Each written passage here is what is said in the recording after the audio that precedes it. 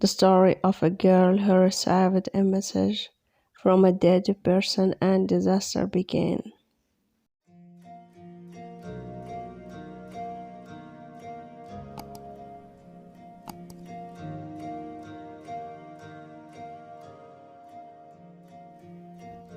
Linda's story is the one of strangest story that you have heard in your life. And the strange thing is that the story is true and happened in one of cities in the United States of America. The story began when Linda was 18 years old and was living a normal life with her mother, father, brother Jake, and little sister Maya. Until that day came. Linda was like the story of the ghosts and other stories, and she was very interested.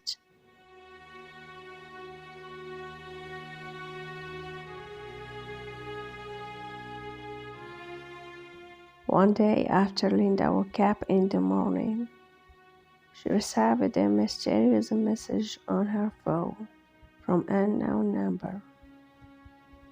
The message said, "Linda, I chose you to take revenge from me." Linda replied, "Who are you?"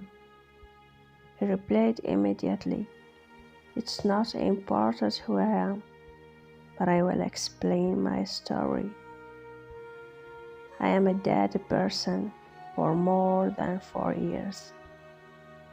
Someone killed me for no reason, and the police considered my death an accident. And I chose you from all people to help me." Linda started laughing. She thought it was just a joke from one of her friends. She got dressed and went to school. She told her friend what happened. Suddenly,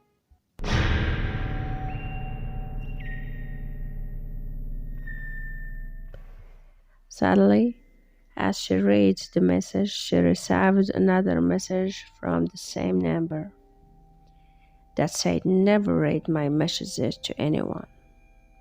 In that moment, Linda confused and blocked the number. The next day in the morning, Linda had a breakfast with her family, and here she told them the strange message that she had received. Her father told her not to be afraid. It's just some people trying to scare you.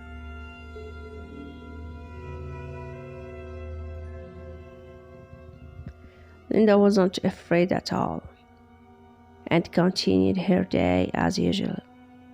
She went to study and met her friend, and when Linda was returning home, she received a message from the same number that said, "Linda, why are you blocking me? This will not stop me writing to you." Linda at this time was surprised how he could send her a message from the same number, and she blocked him yesterday. Linda replied, "Who are you? What do you want from me?" He replied, "I ask you one more time. Do you agree to take my revenge?" Linda was still thinking that it was a joke from one of her friends, so she answered, "If you are one of my friends, stop this, because I don't like this joke." He replied, "You still don't believe me. Look at the building across from you." That building was abandoned. After he sent her to look at the building, she looked there, and she found a person wearing black clothes.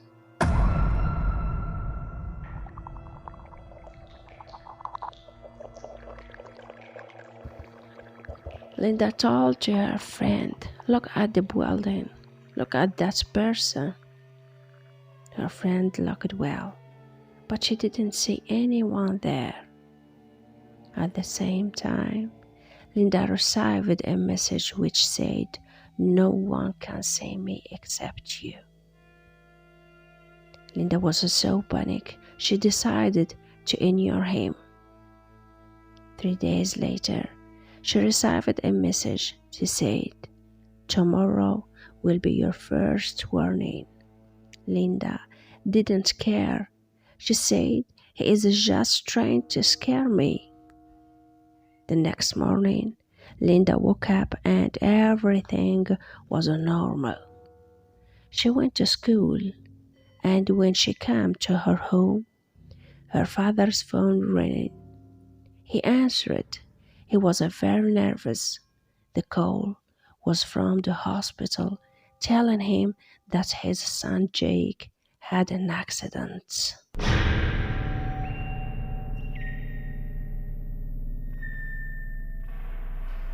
At this moment, she remembered the warning of the dead person. They quickly went to the hospital and they found the situation of Jake stable. Linda said to her father about the warning. He decided to go to the police station. On the way to the police, she received a message. "Linda, I advise you not to go to the police. Jack's accident was a simple warning. And if you disobey my orders for the second time, you will lose your brother Jake forever." She started crying and she told her father about the message, but he insisted to go to the police.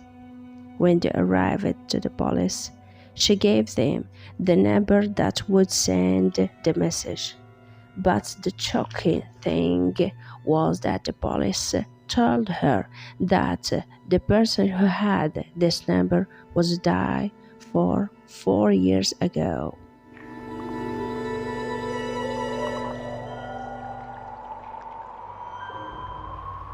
The fear started to kill Linda. The policeman told her to give him her phone to read the messages, but he didn't find any message that she received from that number. Linda was horrified. She said the messages were on the phone. The policeman thought she was crazy and there was no evidence. Linda and her father went back to the hospital. She received another message that said, "I told you that you mustn't go to the police and you would lose your brother." She entered quickly to the room of his brother, finding his heart stopped. She called the doctor.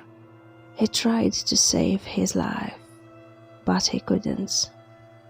The fear grew more and more.